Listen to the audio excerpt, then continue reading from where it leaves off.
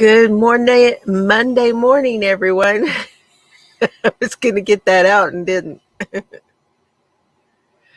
Hello to you all. There's several people here this morning. I appreciate that so much. Jeannie T, good morning. Kaz, good afternoon to you. It is afternoon where she is. Good morning, Alicia B. Sana says it is Sunday still over there. So I think she said it was evening, so good evening to you. Denny, good morning. I hope you have a wonderful day. She is on her way to work. Diamond Girl is here. Good morning to you. You are up and at 'em this morning. Holly is here. How are you this morning? Lorna McKenzie, hello, my friend. How are you? How are you all doing? It's Monday there too. I thought you said Sunday. Oh well, whatever it was, I missed it.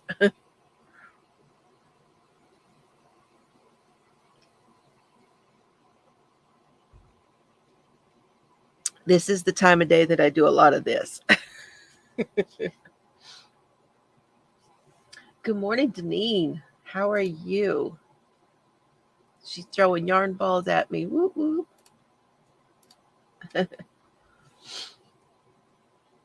I hope you all had a great weekend. I hope you have a good week planned. I have an appointment this morning for another adjustment, which I'm looking forward to because the last one helped a lot. Good morning, Sandy. That sounds good.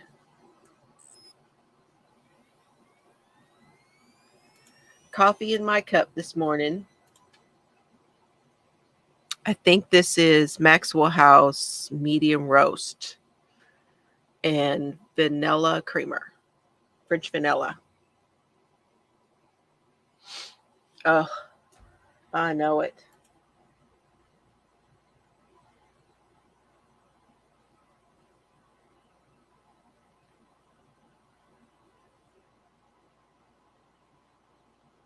Your husband says that's the way you are. Good morning, Hope Mahoney. Good to see you. Okay, Kaz. Kaz is going to knit while we talk. Good morning, Sue. Good to see you. Which kind of tea? Red rose tea?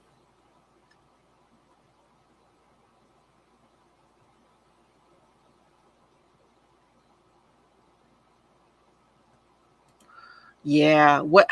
I don't know. You'll have to tell me what time that's going to be. So, yeah. If your number is too high, you will not have to go for jury duty. Okay.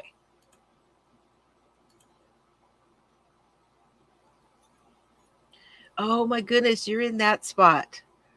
That's a strange spot to be in when you're a maker because, you're trying to we usually have several things going. So you're at that spot where you just finished something and you're like, now what? What do I want to work on now? For me, it's all my mind is already made up. I have several things that are needing to get done. So I'll just pick one of them up and go with it. Good morning, Sharon. It's a black tea. Interesting. Red rose is a black tea.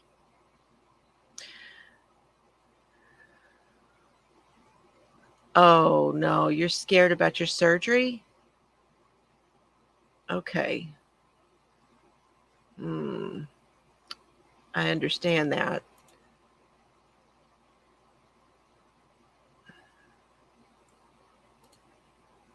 And it has orange pico in it. I need to check out this red rose tea. Good morning, Denise Huffman. Good to see you. Hats is a good one. For me, washcloths is another good one. Are you coming over, Bubby? Hmm? You gonna come lay up here? Okay.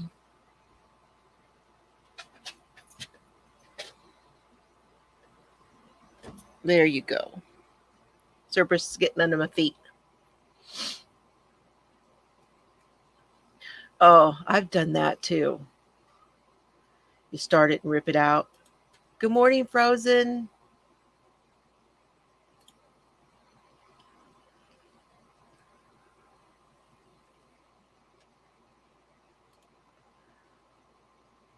Awesome. Yeah, I think it is okay to be scared. I think it is. If you weren't apprehensive about something like that, you know, I think it's pretty normal. Oh, you had your 12th. Oh, you had your grandson. That's awesome.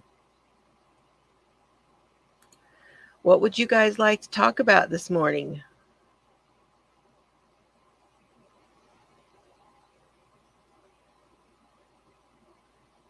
It is morning. That's right. That's like the focus of the morning, isn't it? Caffeine.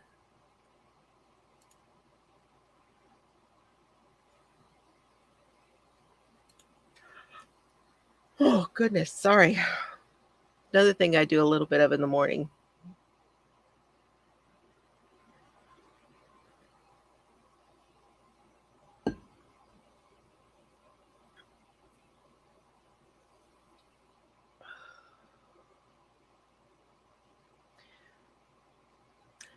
So I thought I would show you something because it was kind of interesting to me.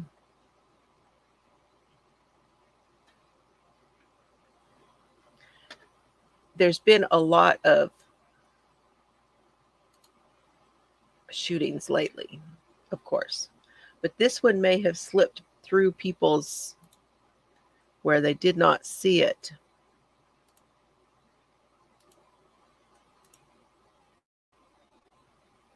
Did anyone see this one? So this is a man who named Dennis Butler. He wanted to be a mass shooter. This happened, well, the article came out on the 27th of May. And it says a woman with a pistol took down a crazed man who was spraying bullets at a graduation party in Charleston, West Virginia. He drove up and started firing, and this woman shot him. Police said a woman who was lawfully carrying a pistol shot and killed a man who began shooting at a crowd of people in Charleston. He was killed after allegedly shooting at dozens of people attending a graduation party near the Vista View apartment complex. No injuries were reported from those at the party, thankfully. Investigators said Butler was warned about speeding in the area with children present before he left. He later returned with an AR-15 style firearm and began firing into the crowd before he was shot and killed. Instead of running from the threat, she engaged with the threat and saved several lives last night. Officers did not go into detail, but said Butler did have an extensive criminal history. No files will be charged against the woman. Right? Yeah, but this one had a good ending.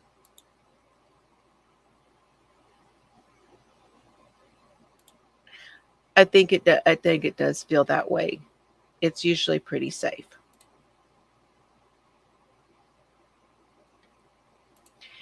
So I've been thinking about that, Joan. Is there really? Gonna make a round. Okay.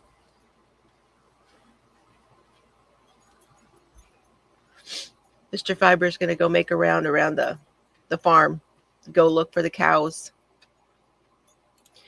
I feel like there's a lot of reporting of every shooting, and they're calling everything a mass shooting. That's what it feels like to me. Now, I don't know what everyone's definition is of a mass shooting. But every time there's a shooting, it's being really, really reported lately. And so we're getting like this, bombardment of reporting on it.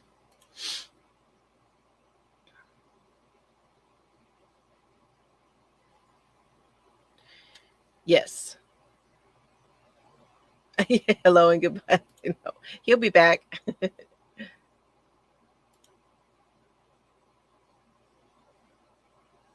Oh, that's okay.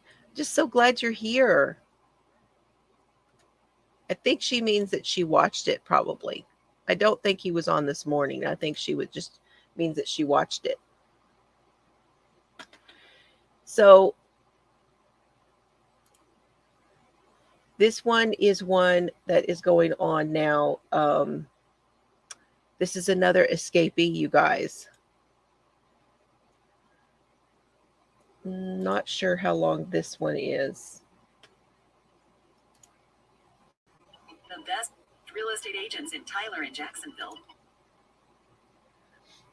This man is from Hemphill, Texas.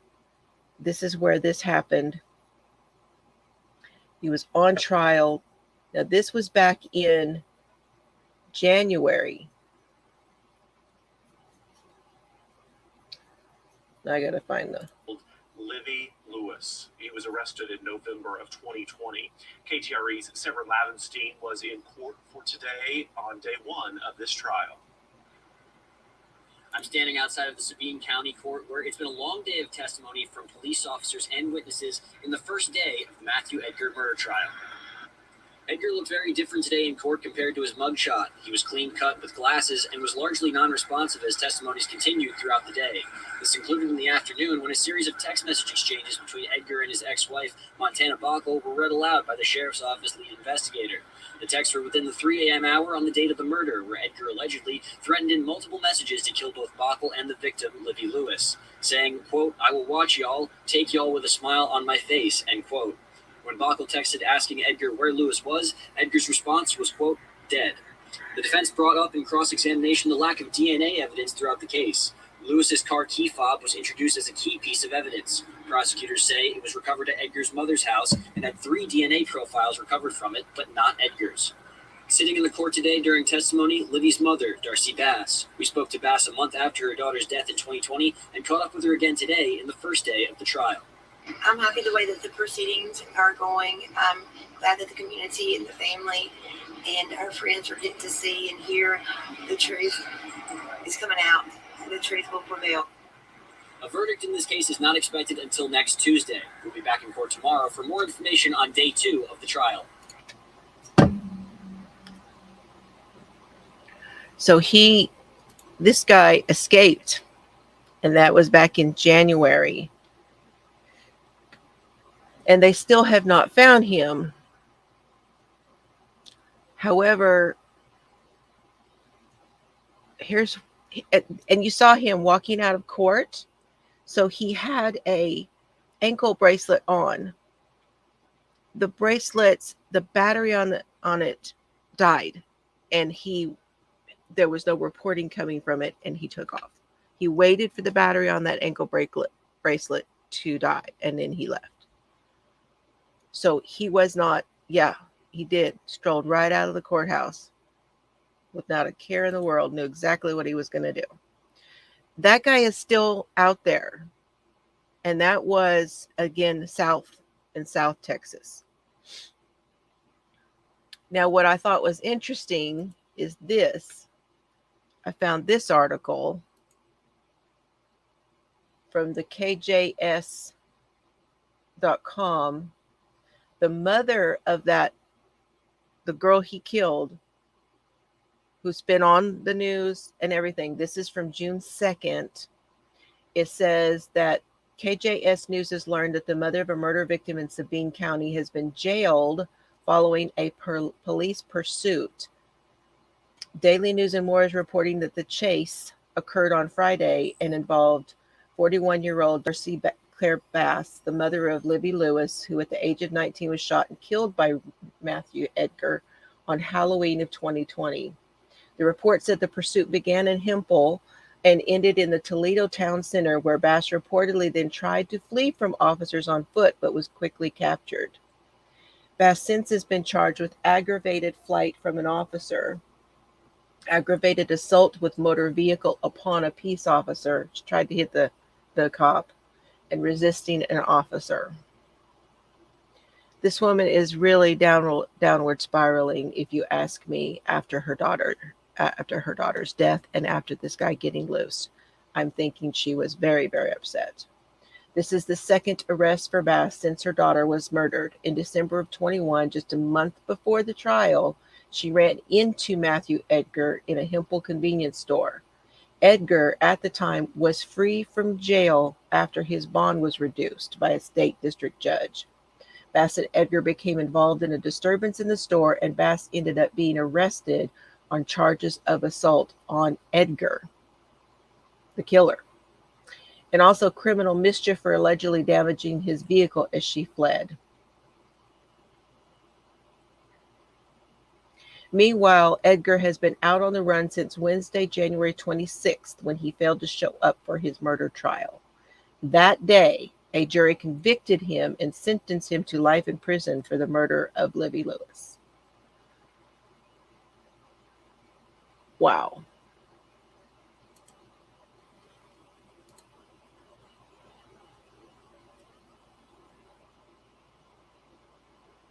Yeah. That Edgar was out on basically all he had to pay was $5,000 to get out. So his bond was 10%. So I guess his bond was like $50,000. So in Texas, it's 10%. He was out on, and $5,000. He put up $5,000, was out on bond.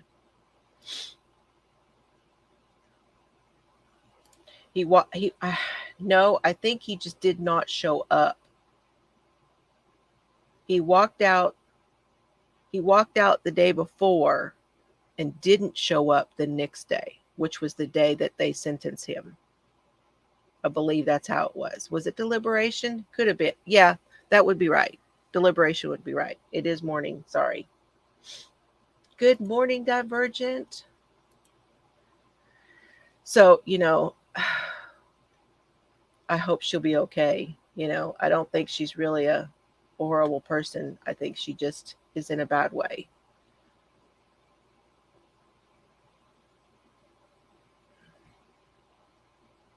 I believe they were. I believe so. And good morning to anybody else that came in if I missed you. Now, this article is from, I want you to know there is a place. Alicia found this, and this is the corrections one.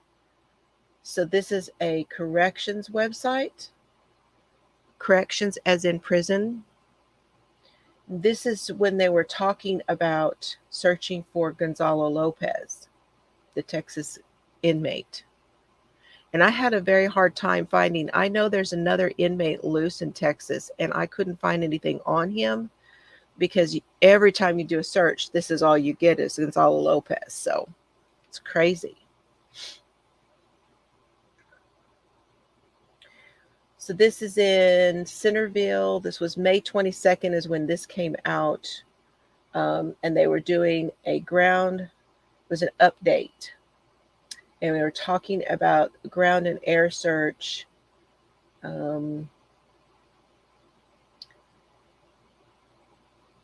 Gonzalo Lopez was transported to a medical appointment on May 12th in a caged area of the bus when he escaped. In a rural area between Dallas and Houston. Inspector Chris Love said anyone found to be helping or harboring Lopez will face not only arrest and prosecution, but believes they would be putting themselves in danger.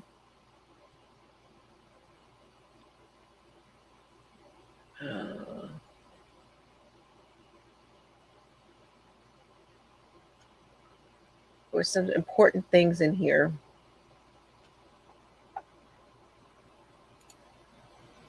They have a trade magazine for corrections. Okay.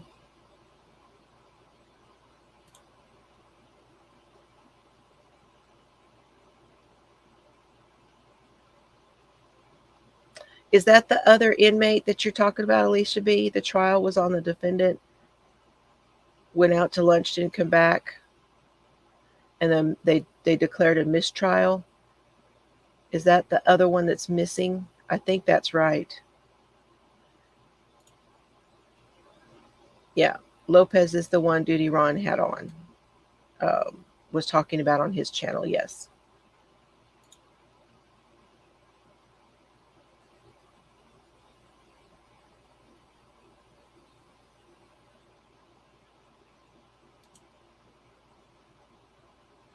Not, I don't know if they always do. Do they always do that?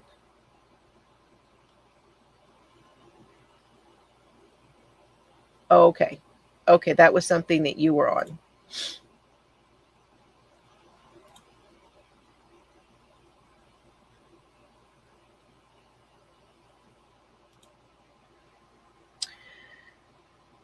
So,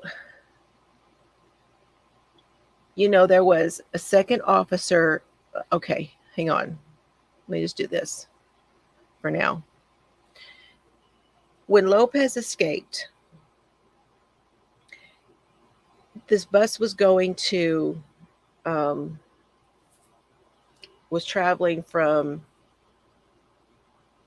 one prison to another in order for some of these inmates to be seen by a doctor. And this inmate was really more dangerous than and should have been transported in a different way than what he was, because of the severity of how dangerous he was.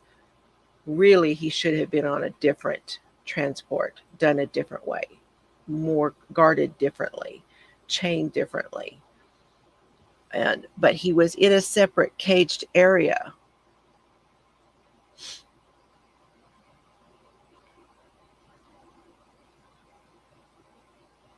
Okay. Wonder about that one. And they don't let them know exactly. He was not supposed to know where he was going. They don't let anybody know. Otherwise, they can plan stuff. But he took out a shank, a homemade something he made in prison, and somehow he was able to get out of. And you guys, do you guys know what?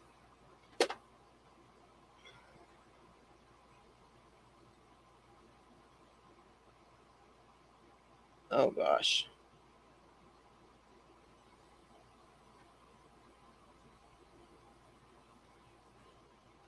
I'll show you guys what. This is what handcuffs generally look like, okay? Look at this key. That key is not a big deal. Can we just say that? That is not a big deal. How easy would it be to make something that would work? Okay. I just wanted to show you guys that. That's important because people are like, how do they get out of that? Well, that just does not look too hard to me to make something.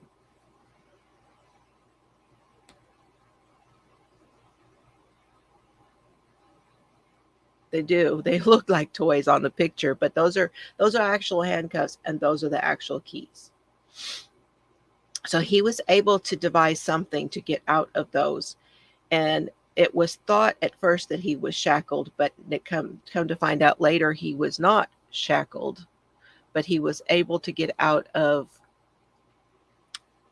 because some of the buses, they will shackle their legs actually to, the floor. And I do not believe that these inmates were shackled in that manner. He may have had leg cuffs on. So he was able to get out of the handcuffs and the leg cuffs. I don't know that they have said that he had leg cuffs on. So then he was able to cut through the door, the bottom of the door, go through that door, attack the driver. The driver pulls over. They spill out of the bus,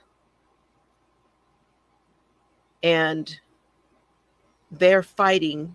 He stabs him with the shank in the chest and the hand, trying to get the officer's revolver, which he couldn't get out of the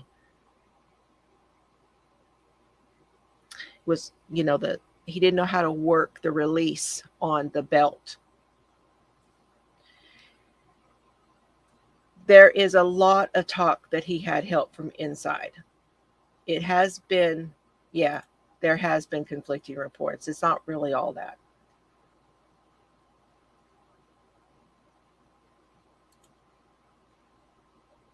And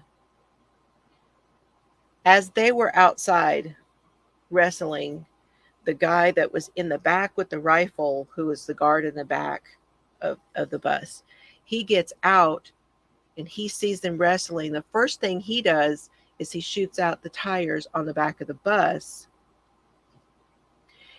And then as he goes around to help the other officer, Lopez by that time had got back in the bus and takes off. So now both officers are shooting running after the bus. Okay.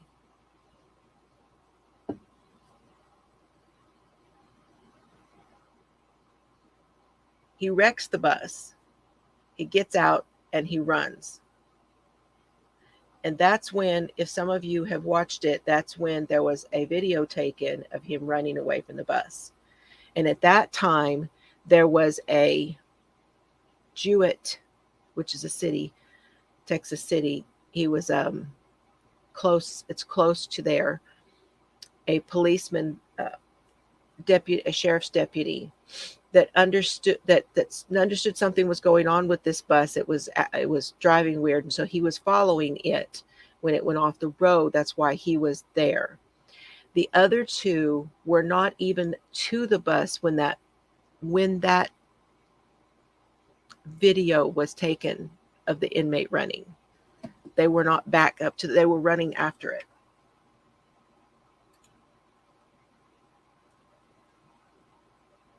I think it's like a lot of other things, Deneen. I really think we're just hearing more about it. I really do.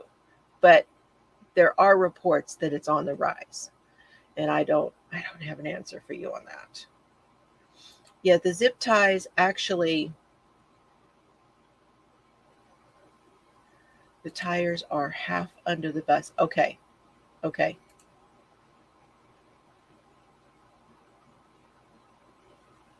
Yeah, they do have a lot of time to plot things.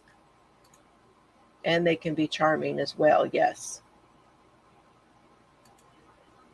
So that's basically how he got loose. Okay, now there is some that say that he had help. Right here on the corrections webpage,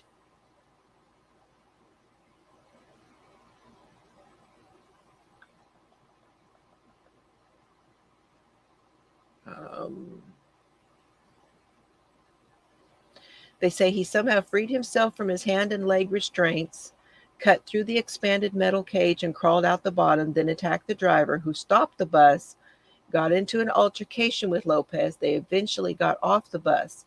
A second officer at the rear of the bus exited and approached Lopez, who got back on the bus and started driving down the road. Now that's the first I've seen that. The second officer approached Lopez. So I did not know that either.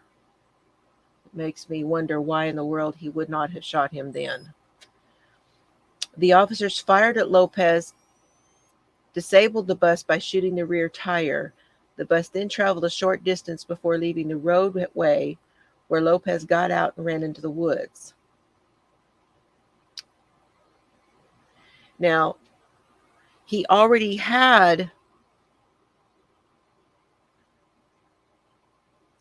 he was in prison for killing in 2006 a man along the Texas-Mexico border who he killed with a pickaxe, you guys. At some point during the escape, Lopez stabbed the driver, whose wounds weren't life-threatening. There was a $50,000 reward, and this is all of the stuff on this was him. Okay. But somewhere in here they said that they felt like he had help, was what I was looking for.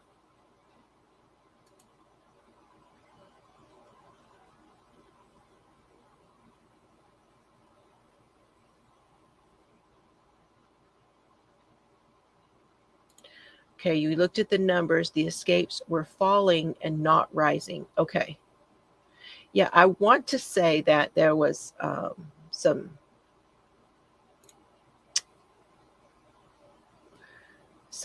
data somewhere.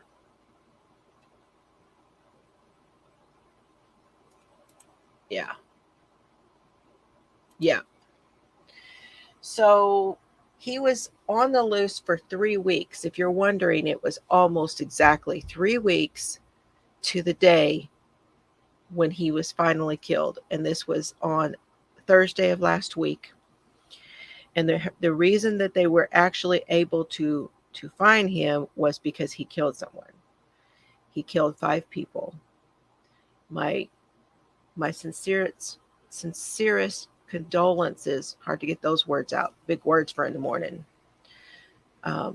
My heart is with those family. The family was the Collins family there, from Houston.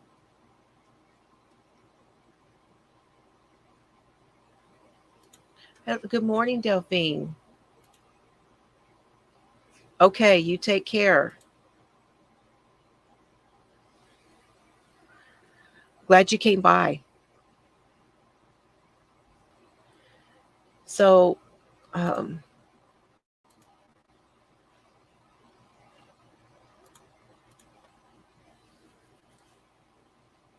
he took off with their vehicle and some of their guns, or they're not quite sure, because he broke into 2 or 3 homes in that 3 weeks that he was on the run.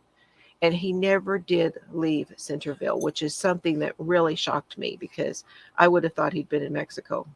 I would have thought so. It really shocked me that he was still there. And maybe because in my brain, I was thinking the same thing everyone else was, which is that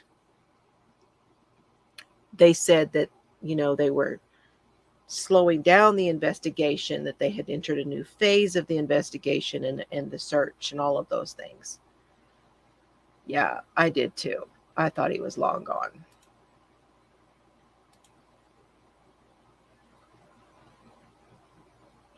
So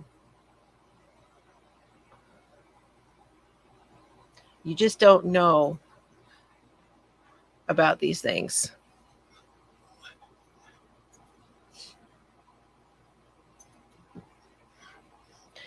So, I had a little look last night. Alicia B says, FBI, according to FBI, those of us not in law enforcement will encounter 37 murderers in our lifetime. That is creepy. Woo!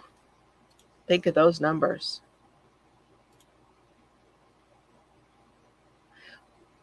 Well, he did escape once before. And he was able to elude the police for something like 10 days before being caught. So it wasn't his first rodeo. Look at that. Oh, Sana, thank you so very much.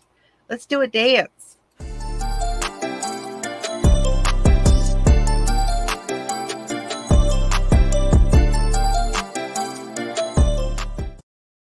Thank you so very much. I really appreciate that.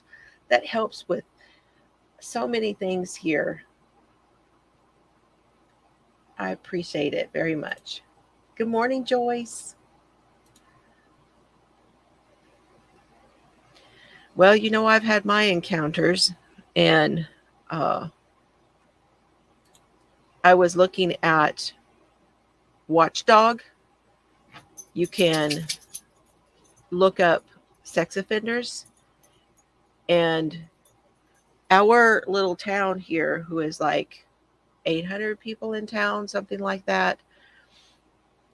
The whole town itself is maybe 1 square mile. The whole town. There are 17 sex offenders. Now, what surprised me, one of them has been in my home, and at least 2 of them I have cut their hair when I had my beauty shop. So I'm still processing that one.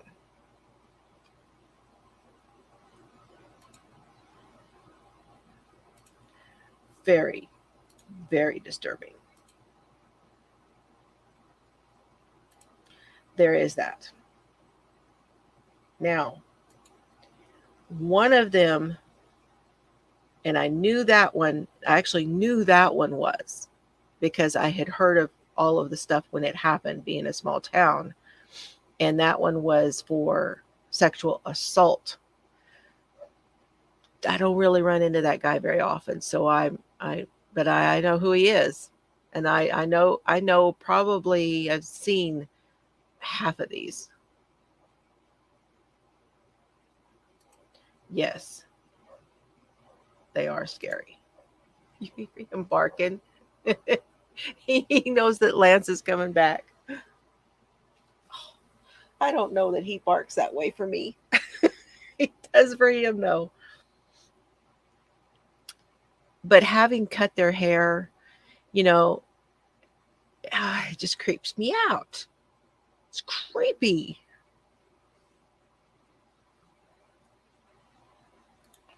Okay, remember what learned from Anna Salter. There are typically 150 sexual offenses before the perp is arrested for the first time.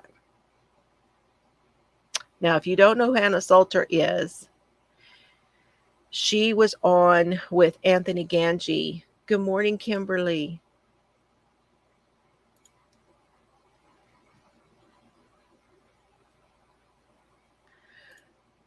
I don't know that I knew that at the time, though, Jeannie. Honestly, I didn't. Sometimes they would come in and they would say that they were, I cut one guy's hair that had an ankle bracelet on.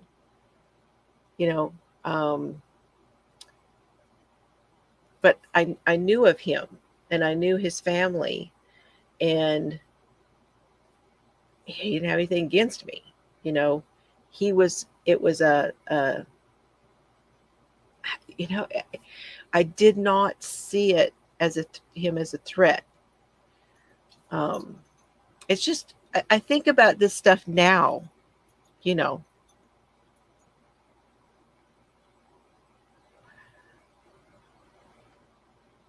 Thank you. She wrote the book Predators, which we will probably be doing in the book club, you guys. We'll probably be doing that book in the book club as well. It was really a heavy book to start with as a first book. Well, most of the ones that are here close by me it's on children, because on Watchdog it tells you there's the dots are coded with color, and the color tells you what they are. It's good. I really wanted to. I started the forward last night just to kind of, get a little bit of a start on it. But it's not the one I need to do. I need to start this one first, because this is the one we're doing for book club. This is the one we're doing for book club, if anybody didn't know that. So I really need to start this one.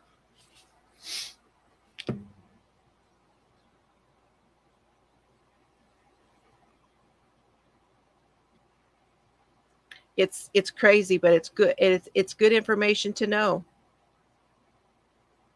It's really good to know. It gives you an insight into people that you didn't have before. So, wouldn't you rather know than not know? Yeah, I know. And these small towns, I have been told that they bus people into smaller towns and put them in the government housing.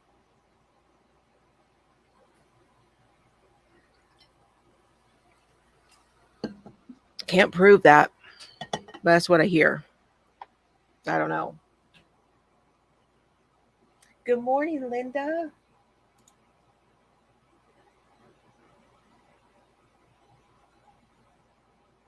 Wow. See, and I haven't had that happen. I've just had a couple of them tell, because being in a small town. She said, as hairdressers, seen a lot of bad people. There have been many times you cut someone's hair and seen their mugshot the next day for violent crime. That would totally freak me out. One day I should cover that case. There's a very old forensic case of a hairdresser.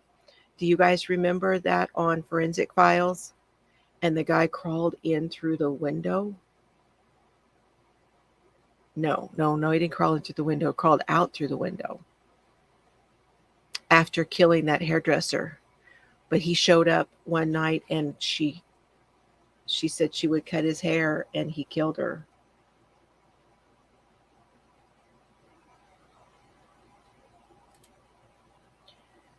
They're sneaky. The one I had was tried in Georgia, registered in Virginia, but living in Maryland. Yes, that kind of thing.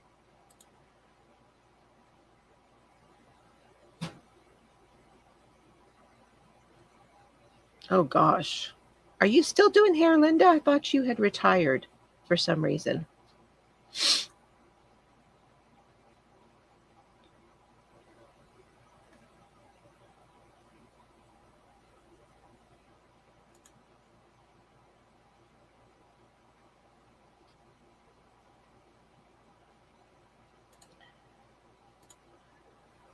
Working front desk at a drug alcohol rehab. But expected there, yeah. You expect them, you encounter them there. I cannot remember. I want to say that was in like Tennessee or something like that.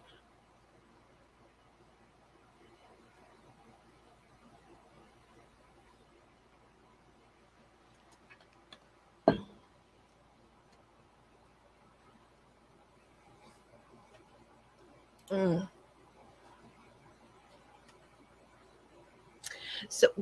So in order to join the book club, Kimberly, you will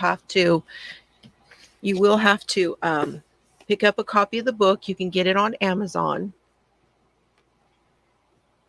And if you don't want to do that and you just want to join in the discussion, you can do that as well.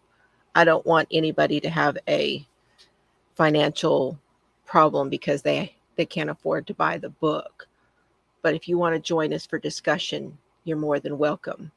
And then what we're going to do, here, let me get my yarn.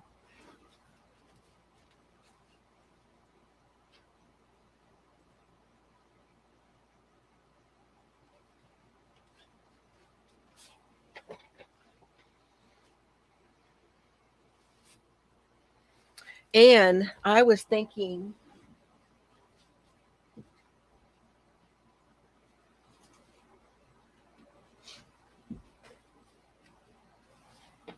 what we're going to do is we're going to do a make along at the same time, and it'll be something in red. So in other words, any kind of red yarn. Okay. So anything you want to make and any kind of red yarn, that's what we're going to do.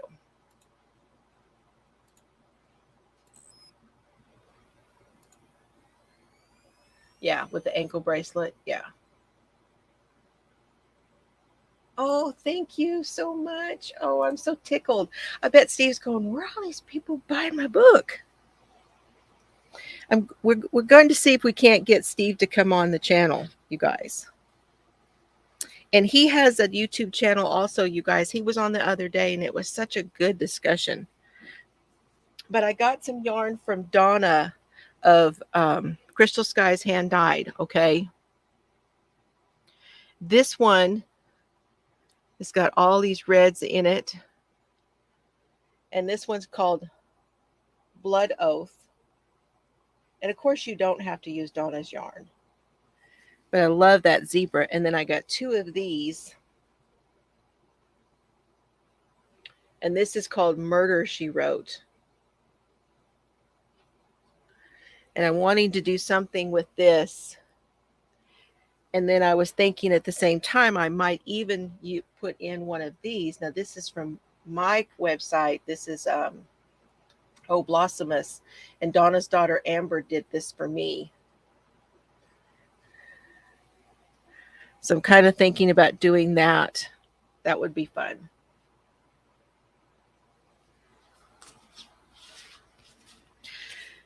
It's called Murder Investigation Team, and his name is Stephen Keogh. And he worked in the at Scotland Yard. He was an investigator there. They're over 30 years.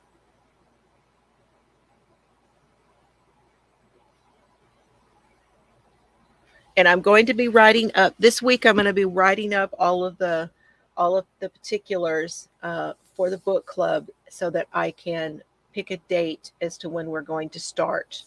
I've been trying to give everybody plenty of time to get the book if they can.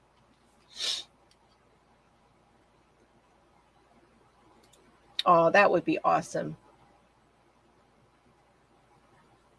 I kind of want to see if we can do that before, if we can do that, like after we get started, and people start to read the book and really, have an idea of who he is and stuff.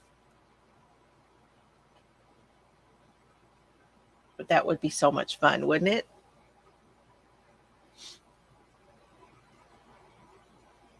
So I will get all of that going. That way, everybody will know what the rules are and all that. Basically, we're just going to read and then discuss it.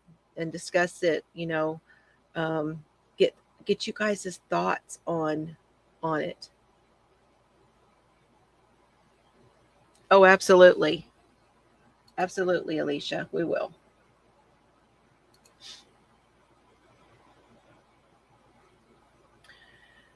Has anybody got anything else before we I did finish the rest of my section on my seam double.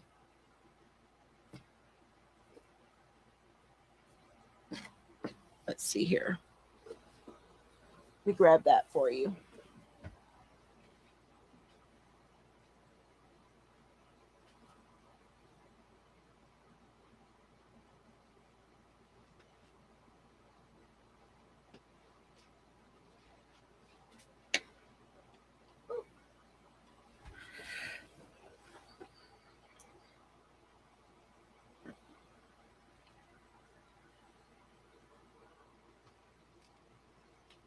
So I finished this clue number 3.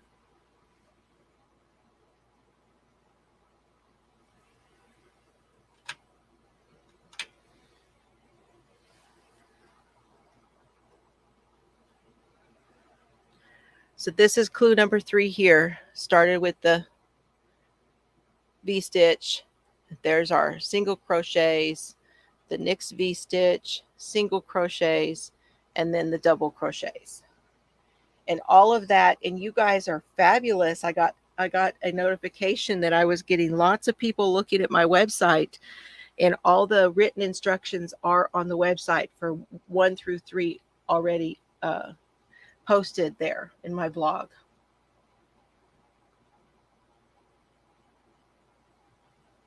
Well, I don't know why he can't like Luther. Luther is just Absolutely wonderful. Show the book? Absolutely, I can show the book again.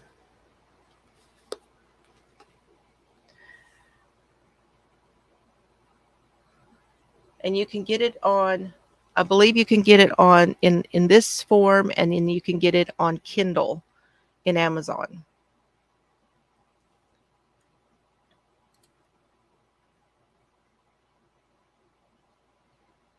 So that's what we're going to do for book club. Okay, guys, I need to go and get ready for my appointment.